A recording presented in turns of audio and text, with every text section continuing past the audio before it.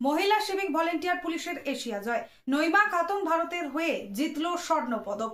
20তম Asia masters athletic চ্যাম্পিয়নে জ্যাভেলিনে ভারতকে স্বর্ণ পদক দিল একজন মহিলা সিভিক ভলেন্টিয়ার পুলিশ। তার নাম নইমা খাতুন। নইমা খাতুন লিখে ফেললেন এক নতুন ইতিহাস।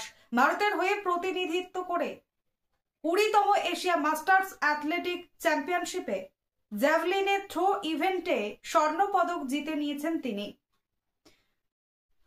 চীন, মালয়েশিয়া, ইরান ও রাশিয়ার মতো শক্তিশালী দেশকে হারিয়ে এই সাফল্য অর্জন করেছেন নইমা খাতুন।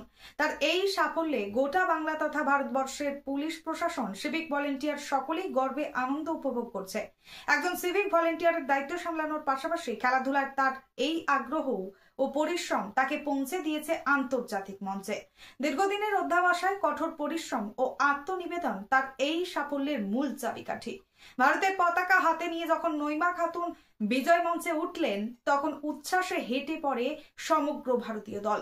স্বর্ণপদক গ্রহণের মুহূর্তে বাজতে থাকে ভারতের জাতীয় সঙ্গীত।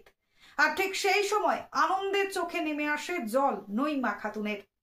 নইমা খাতুন এর এই সাফল্যের খবর পৌঁছাতেই তার গ্রাম এলাকায়, মালদা জেলার মানিকচক ব্লকের কালিন্দি গ্রাম এলাকায় আনন্দে মাতোয়ারা পরিবার, পাড়া প্রতিবেশী থেকে শুরু করে সমগ্র মানিকচক অঞ্চল তাকে অভিনন্দন জানাতে ভিড় জমিয়েছে প্রতিদিন। সমগ্র মানিকচক অঞ্চল তাকে অভিনন্দন জানাতে ভিড় জমাচ্ছে প্রতিদিন। জেলার ক্রীড়াপ্রেমী থেকে শুরু করে সাধারণ মানুষ সকলেই বলছে মালদার মেয়ে আজ দেশকে গর্বিত করেছে। গ্রামবাসীরা বলছে তিনি দেখিয়েছেন সুযোগ ও ইচ্ছা শক্তি থাকলে বড় মঞ্চে সাফল্য আসবেই।